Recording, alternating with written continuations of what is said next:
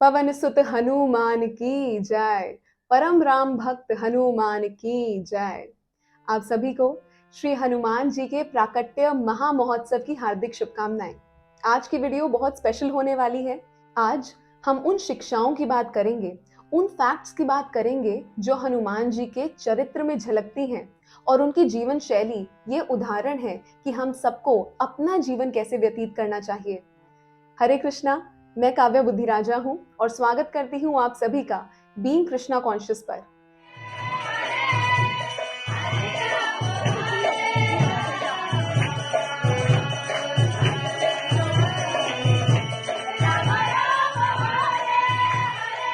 अतुलित बलधामं हेमशैलाभदेहम्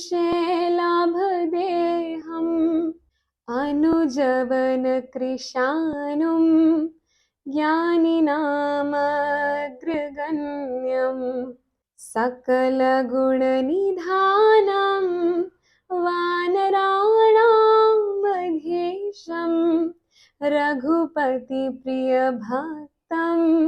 वातजातं नमामि। अतुल बल के धाम, सोने के पर्वत के समान कांति युक्त शरीर वाले दैत्य रूपी वन के लिए अग्नि रूप, ज्ञानियों में अग्रगण्य, संपूर्ण गुणों के निधान, वानरों के स्वामी श्री रघुनाथ जी के प्रिय भक्त पवन पुत्र श्री हनुमान जी को मैं प्रणाम करता हूँ। तो आइए शुरू करते हैं। Fact number 1। हनुमान जी राम जी की सेवा के लिए एवर रेडी रहते हैं, हमेशा तत्पर रहते हैं। हम सभी ने राम दरबार तो जरूर देखा होगा, तो उसमें सीता मैया और राम जी सिंहासन पर विराजित होते हैं और हनुमान जी कहाँ पर होते हैं? हनुमान जी राम जी के श्री चरणों में रहते हैं। और हनुमान जी किस तरह बैठते हैं? हमने देखा होगा कि हनुमान जी का हाथ जुड़ा हुआ होता है, उनका एक पांव जमीन पर और एक पांव ऊपर होता है। इसका अर्थ है कि जैसे ही प्रभु इशारा करें, हनुमान जी तुरंत खड़े हो जाएं और प्रभु की सेवा में रत हो जाएं। Fact number 2।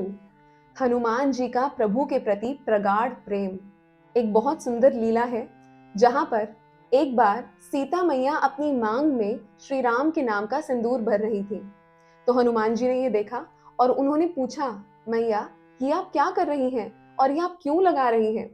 तो सीता माँ ने बताया, हे हनुमान, ये मैं श्री राम की लंबी आयु के लिए लगा रही हूँ और इससे श्री राम के प्रति प्रेम भी बढ़ता है।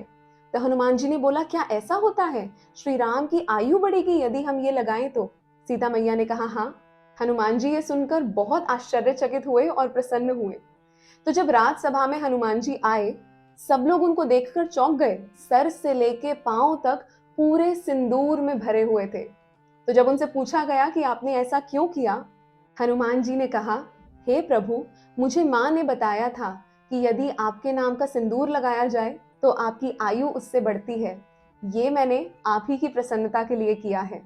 तो हम देख सकते हैं कि किस प्रकार का प्रेम था श्री हनुमान जी के अंदर श्री राम के प्रति।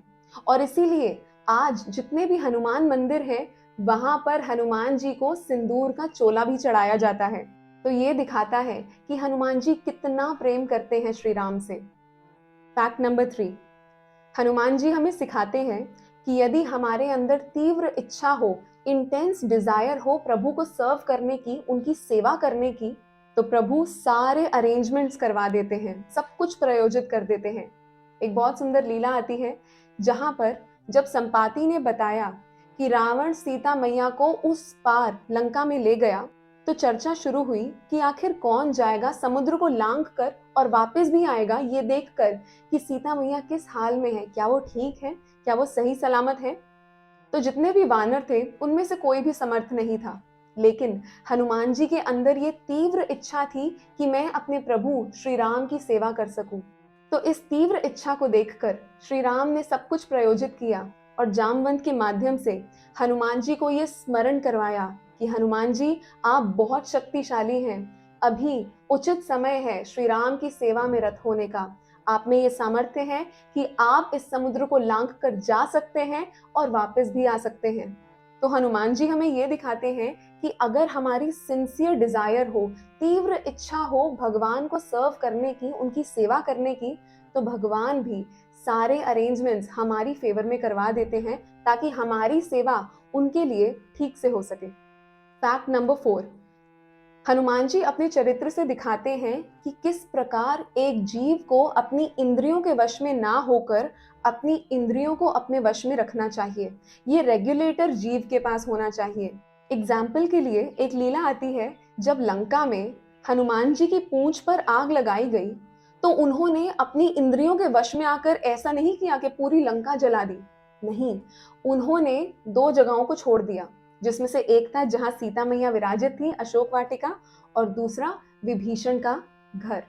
क्योंकि विभीषण भी भगवान के भक्त थे, उनके घर पर भी तुलसी पूजन होता था, तो हनुमान जी ने ये 2 जगहों को छोड़कर लंका में आग लगा दी। तो इससे हमें ये सीख मिलती है कि हमारे जो इमोशंस होते हैं, हमें उनमें ना बहकर इमोशंस को अपने हाथ में रखना चाहिए। ऐसा नहीं कि मैं गुस्से में हूं तो मैं सब कुछ तोड़ दूं, मैं सब पे चिल्ला दूं, नहीं, उसको रेगुलेट करना चाहिए। और ये जो रेगुलेट करने की शक्ति है, ये हमें भक्ति योग के माध्यम से प्राप्त होती है। फैक्ट नंबर 5, सहिष्णुता, टॉलरेंस। यदि हनुमान जी चाहते तो जब वे पहली बार लंका में गए थे सीता मैया को देखने के लिए कि वो सही सलामत तो हैं, तो वो चाहते तो उसी समय लंकेश रावण का वध कर सकते थे और सीता मैया को वापस ला सकते थे। लेकिन उन्होंने ऐसा नहीं किया। जब उनकी पूंछ पर आग भी लगाई गई तो उन्होंने इसको सहा, इसको टॉलरेट किया, ना कि अपने इमोशंस में बहकर कुछ ऐसा कर दिया जो उनको नहीं करना चाहिए था। उन्होंने सब कुछ टॉलरेट किया और एक भूमिका बनाई जिससे कि श्री राम वहां पर आकर अपनी लीला संपन्न कर सके। तो इस प्रकार की सहिष्णुता हमें हनुमान जी के चरित्र में देखने को मिलती है। फैक्ट नंबर 6, हनुमान जी में ईगो यानी कि अहंकार बिल्कुल भी नहीं था। एक बहुत सुंदर लीला है, जब श्री राम ने उनसे आग्रह किया कि आप जाएं और संजीवनी बूटी लेकर आएं लक्ष्मण जी के लिए, तो वे गए और पूरा का पूरा पर्वत ही उठा के ले आए। तो ऐसी पर्सनालिटी जो कि इतनी शक्तिशाली है, इतनी ताकतवर है कि पूरा का पूरा पर्वत उठा के ले आए, उनमें अहंकार का एक कण भी देखने को नहीं मिलता। उन्होंने एक बार भी नहीं कहा, राम जी देखिए मैं आपके लिए कितना कर रहा हूँ। नहीं, वे बस इतना चाहते थे कि वे सदा भगवान की सेवा में लगे रहें और भगवान उनसे प्रेम करते रहें। फैक्ट नंबर 7, हनुमान जी ने हमें अपने जीवन चरित्र से ये सिखाया कि भगवान की भक्ति कोई भी कर सकता है, फिर चाहे वो किसी भी रूप में हो, किसी भी बॉडी में हो या किसी भी श्रेणी से बिलोंग करता हो। ये खाली अपर क्लास या lower class, middle class, humans, animals के लिए नहीं है, ये सभी के लिए है। कृष्ण गीता में बोलते हैं, अहम बीज प्रदप पिता, I am the seed giving father, मैं सबका पिता हूँ।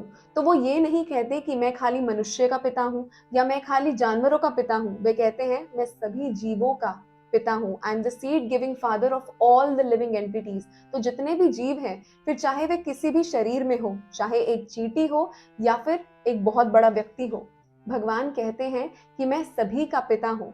तो हनुमान जी के चरित्र से हम सबको ये सीख मिलती है कि भगवान की भक्ति करने के लिए हमें कुछ क्वालिफिकेशन नहीं चाहिए, हमें चाहिए तो केवल भक्तों का संग और वैष्णवों की कृपा। हनुमान जी की शिक्षाएं अनंत हैं, अनगिनत हैं। उनको सम्मिलित करना अपने आप में बहुत एक कठिन कार्य है। तो हमारी आज की आखिरी शिक्षा पे चलते हैं, जो कि है पूर्ण शरणागति। हनुमान जी इस बात का उदाहरण है कि वो जीव कैसा होता है जो कि भगवान के प्रति पूर्ण शरणागत रहे। गीता में भगवान कहते हैं कि सर्वधर्मान परित्यज्य माम एकम शरणम व्रजा।